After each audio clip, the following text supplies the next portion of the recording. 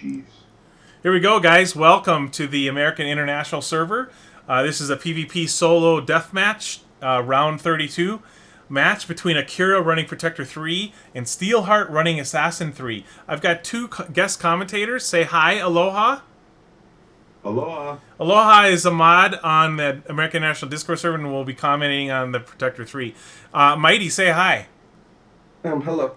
Mighty is also a mod on the American National Discord server. Please join us anytime you want. He'll be commentating on the Assassin 3. We got a small engagement here. Steel uses his dispel. Steel has some really bad leg issues. Apologize. You'll see that in the match. He's a streaming nab. I don't know what to do. We're gonna slow this down here 50%. Aloha, take it over. Tell us about the Prot 3.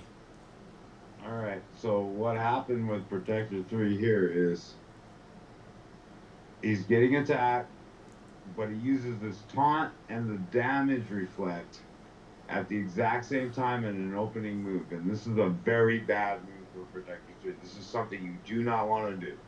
Sure. This is the finishing move, and it should not be done right off the bat because it gives everybody time to get away because the Protector does damage immediately. Mighty, take over. Talk about the Assassin 3.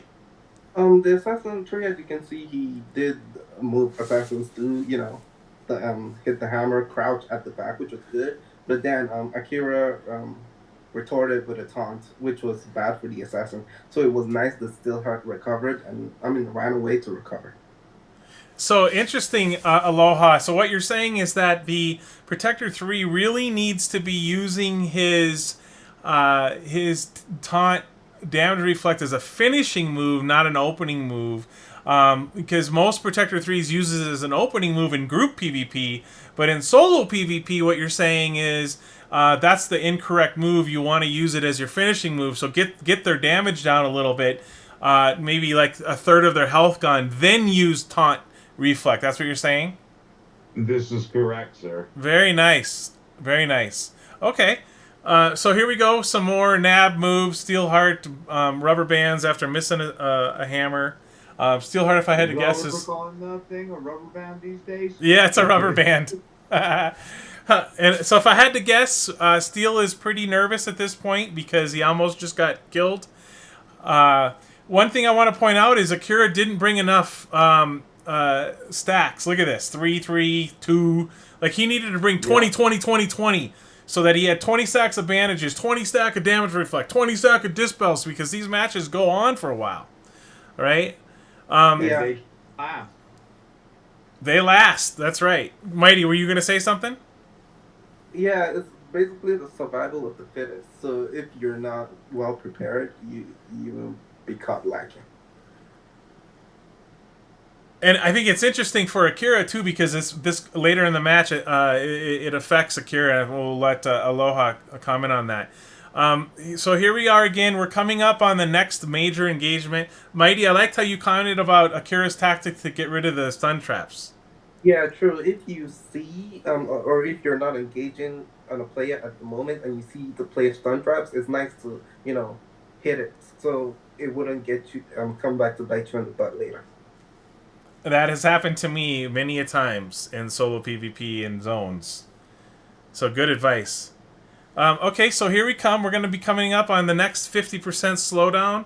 Aloha, why don't you take it over from here and comment on the Protector 3 engagement for us? Alright.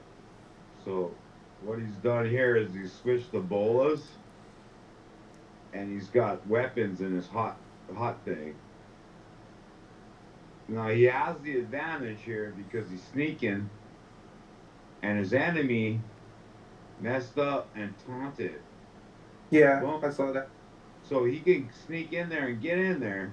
Now, had he had more damage reflect, he could have stunned him with a hammer, kept him at the bay, and it would have, and then taunted him again, and he would have won that match right there and there.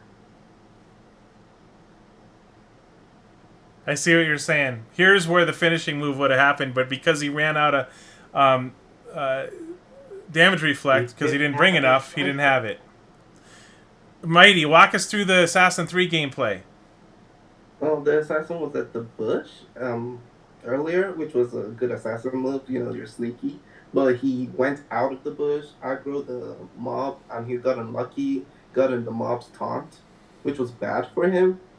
Um, Here he should have been down, as you said earlier, if Akira switched to a reflect or had a reflect on hand, but he didn't, which made Steelheart lucky to be able to survive this engagement. And as you will see, he gets away and tries to recover by using the salves, which is pretty good. So Steelheart gets away, and earlier, before the match started, you were talking to me in Aloha Mighty about how maybe it wasn't a good idea for Steelheart to be engaging all these mobs all the time. Talk to us about that. Yeah. Um, in Helheim, the mobs are tough. It's like you don't mess with them unless you're like desperate. Maybe Steelheart was desperate, that's why he did this. But you should also know how to engage. Like you don't just run into mobs. It could end up badly for you. But as you can see, I'm still Yeah, hurt. I'd have to agree with Alfredo on that one. Engaging the mobs at the very end is your last ditch effort. Kind of like what's That's happening right now in the lower left hand corner. Yeah, true. That's something you do at the very end. Yeah, and then what happens is he gets taunted right here, and then the mobs catch up because he aggroed them all, and he gets killed. Game over. Yeah.